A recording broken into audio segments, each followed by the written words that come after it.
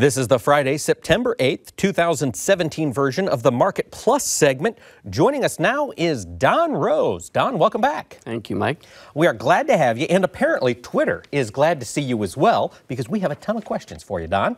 So we're just going to kick it off. We're beginning here with Jeremy in Lanark, Illinois. He's on Twitter at jflickema.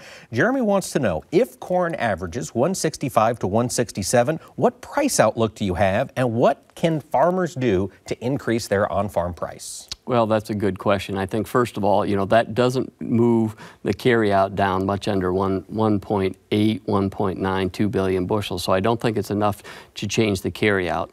I think what it means is you probably socked in a low. What can you do about that kind of a carryout and that kind of a yield? I think you should look at it as merchandising your way out of this thing.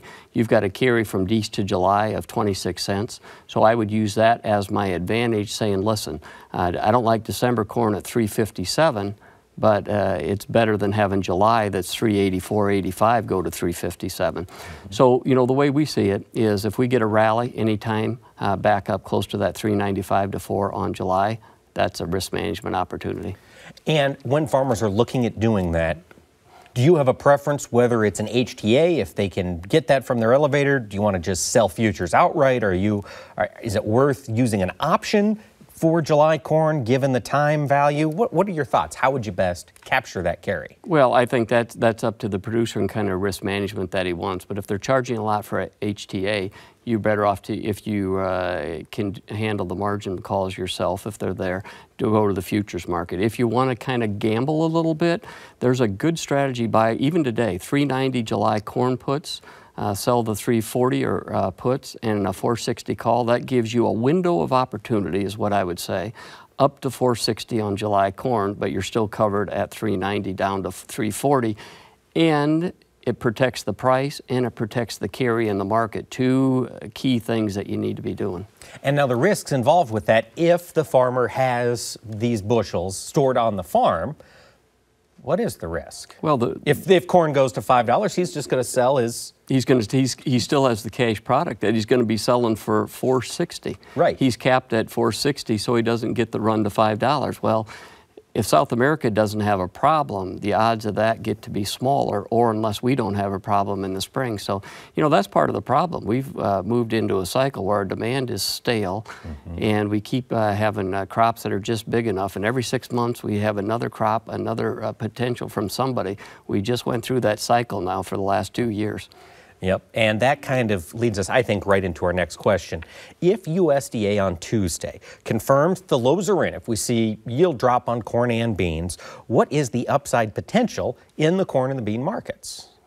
Well, I think one, the producer in the U.S. is probably going to tuck the grain away from the market. I don't think producers are interested in selling at this level. And this isn't an opportunity. This is no time to be doing, getting real negative on the market. So what you're really looking at is probably the upside under normal circumstances. I'd say July corn is, $4 plus is probably about it. So not huge.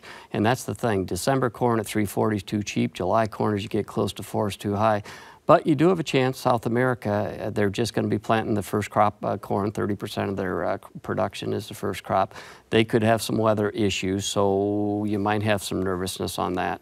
Although it seems as though, and you watch the market far more closely than I do, when we saw that weather issue hit Brazil in the harvest of 2016, their spring of 2016, our spring of 2016, it took quite a while for the market to respond. Is that just the difference in most of the traders are concentrated in North America? Is that what kind of drives that delay? No, I think the problem is, Mike, is that remember what buffered us is we had this huge crop, and that huge crop buffered us. Now the problem is we've got a smaller crop, but South America, right, so it's one thing then another. And that's what I say, the new marketing era, I've been at this since the 70s, is we have a huge change where every 6 months somebody has a weather problem.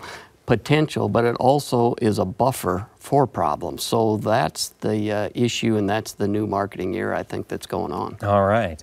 Our next question, getting out of the corn and soybean discussion for a second. Easy Money in the Red River Valley of North Dakota, this guy's on Twitter at BankerFarmer1, wants to know, is hard red spring wheat going to make another run close to July's high? And, well, we talked about this on the show, will hard red winter wheat acres be down? So is it going to make another run? We're coming off a harvest. The crop was subpar. We know that. Where does that take us from here? Well, it's another good lesson in trading because short crops have a long tail. We had the big run up over $8. We rationed the supply. Other buyers found some other alternatives, other places.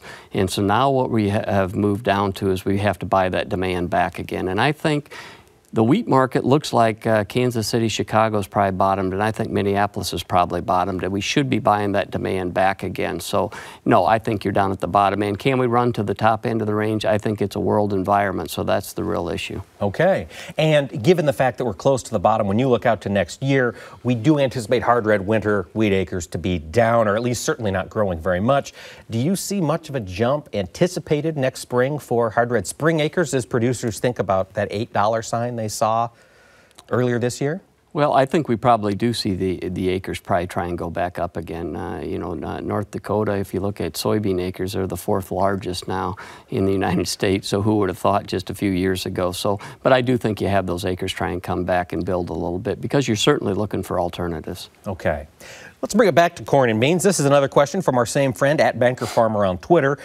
Similar but slightly different question. He wants to know, for guys out of on-farm storage, should they be locking in basis and leaving the futures open, or just selling right off the combine as we get through harvest? Well, this is the poorest time of the year to be moving stuff from a cash standpoint regardless. The best opportunities, if you have storage, try and store it and use the carry to your advantage out in July like we've been talking about. If you don't have storage, I think you go the other way. I think you say, I'm going to give up the carry in the market. I'm going to go all the way out to July. I'm going to buy a call and sell a call. For example, July corn, you go out and buy like a 380 call. We close about 380, 384 on Friday. Buy a 380 call and sell a 440, 450 call. Give yourself a window of opportunity. You're giving up the carry, but maybe you have a weather scare going into the 3rd week of June sometime between now and then from here, from South America or from us. So I think you're looking at it more from a gamble standpoint. And at that point, you would be buying or paying for commercial storage. If you're out of on-farm storage, pay the commercial storage, do the call spread, and see what happens? No, I think I would dump the cash corn. Oh, gotcha. Or what I would try and do is go for the minimum and say the basis is going to improve, pay my minimum 3-month storage, maybe go for a basis improvement a little bit, dump it, and buy a call. I'm not so sure I wouldn't do the call first, go for a little bit of a basis jump, and then dump the corn. All right. Alex in Iowa, he's on Twitter at AlexTreebeck07, wants to know, is this the beginning of a bean rally, or are we about to find the top for a while? And is it dependent on next week's report? Well, partly dependent on next week's report, there's no doubt about that, because think about it. If you move the needle 2 bushels an acre on soybeans, that's 180 million bushels. You go from 470 million down to 300 million, and just like that, it's game on. You're tighter. South America needs to get a crop. So that's the situation. Now, thinking on the negative side, you got a carry in the market, much like we have in corn and wheat. So you can lock in on the board $10 soybeans. You can do a window contract, like we said, a window of opportunity, $10 puts against $11.60 calls against $9 puts. Spend 20, 25 cents. You got yourself downside protection of $1 and up $60 to the upside. All right. And for folks looking to free up some cash as we head into harvest, when they're making those decisions about storage, this looks like another year where beans could be the crop to sell off the combine. Would you think so? Yeah, I think that's it from a profitability standpoint. I definitely, with the basis where it is on corn, I would take a shot at trying to hold as much corn as I could from a basis and from a carry, because the carry in the July beans is only, 4 cents a month. It costs you 3 cents a month on interest. Well, so you only get a bushel on your storage, where the corn, you do the same math, you get about 3 cents a month. just makes sense a little bit more. A little more sense. Now, we have been talking quite a bit about weather with Hurricane Harvey, the one in Florida, Irma, and then Hurricane Katia in Mexico. We got 3 going on right now. John in West Des Moines, Iowa is wondering, what impact, if any, will the hurricanes have on grain shipments and basis, and how much has Mexico booked of corn and beans this year versus years past? Yeah, well, you know, first of all, we move a lot of grain out of the Houston area, out of that Gulf area. So, you know, it's impacted us, no doubt about it. But I think we're getting back to, you know, quickly. These guys are very quick. So, you know, that's the good news. So it's been an effect, there's no doubt. When you look at Mexico, it is a little bit of an issue because what you have with Mexico is they're starting to search around with these NAFTA talks, and they've already got an alliance going on with Argentina. They ship out most of their corn, export it. They've been talking to Brazil, so we're not the only game in town. I think if you look at it this way, between Argentina and Brazil, they export more corn than we do. So they're a competitor. Right, they're a competitor, and you hate to give the market that worry about Mexico sourcing corn from any place else, because that's just going to hurt our prices. Well, particularly when they're on our back door. Yeah, we've got the lines that go there through the railroad and the highway. And yeah. Now, that being said, corn would have to be priced, I would imagine, fairly cheap versus ours to justify shipping it from Argentina up around Brazil, up the Central American coast into Mexico, wouldn't it? Or would they buy it out of spite? No, I think it's a dollar and cents game. But look at it. Corn in Brazil at the export point is $2.55 tonight. Okay. So, you know, look at our exports. You know, we're substantially higher than that. So they can ship it. Is the real issue. They're very competitive. Argentina is actually about 20. By the time you do the numbers, they're about 20 cents a bushel cheaper. Brazil's about on parity with us. Wow. Okay. Something to keep an eye on as these talks continue. Finally, before we let you go, Don Rose, we have another question from an Iowa State student. And folks, we have received the first video question of the week from one of our viewers. And we'd encourage all of you to do just what Isaac Christensen from Iowa State has done today.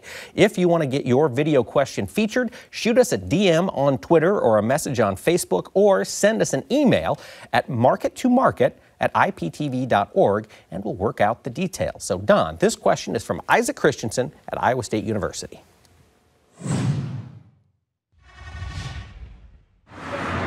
Hi, my name's Isaac Christensen, and I'm currently in San Francisco on a student trip through Iowa State University.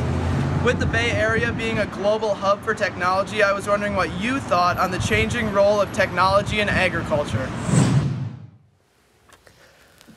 So technology, Don? Well, I tell you, he's got a good question, and it's all about technology. It really is. Look at the GPS systems that we have, not only on the planters, but on the sprayers, on the drones from keeping track of stuff, from the accounting software that we have. Towards, you know, he just sent you a message, you know, on Twitter, Facebook.